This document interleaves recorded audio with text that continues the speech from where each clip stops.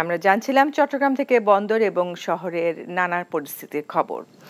শরীয়তপুরে পাটের দাম ভালো থাকলেও হাসি নেই কৃষকের মুখে। পাটের ফলন ভালো না হওয়ায় লোকসানের আশঙ্কা করছে এই অঞ্চলের কৃষকরা। পাট বিক্রি করে আবাদ খরচের টাকাও মিলছে না কৃষকের।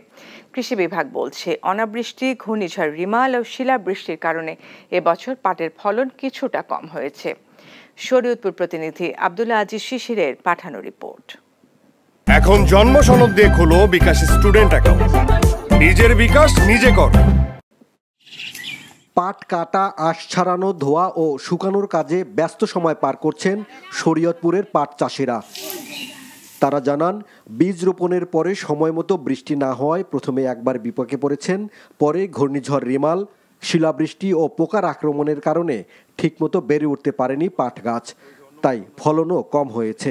এলাকা যত পাট হয়েছে পোকে কাটার জন্য পাটটা গৃহস্থের এরকম একটা সুবিধা করতে পারে নাই। পাট যাওয়া একটু ভালো হইতো, বৃষ্টি বাদল হইতো, আর পোকে চোখে না খাইতো, পাটটা একটু ভালো হইতো। তাতে লাভবান ছামছিম থাকবে, কেউ সমান সমান থাকবে। বাজারে প্রকারভেদে প্রতিমন পাট ২,৮০০ থেকে ৩,২০০ টাকা দরে বিক্রি হচ্ছে।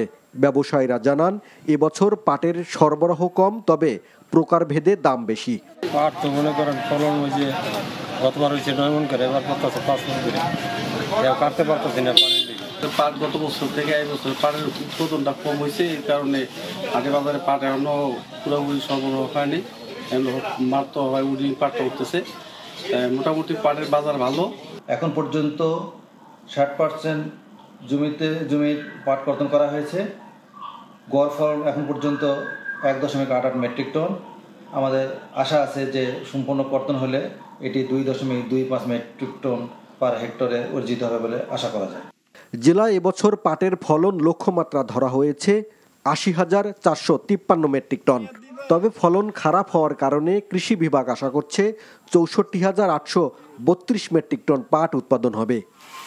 NTV news desk. এখন জন্ম সনদ দিয়ে খোলো বিকাশ স্টুডেন্ট অ্যাকাউন্ট। নিজের বিকাশ নিজে কর।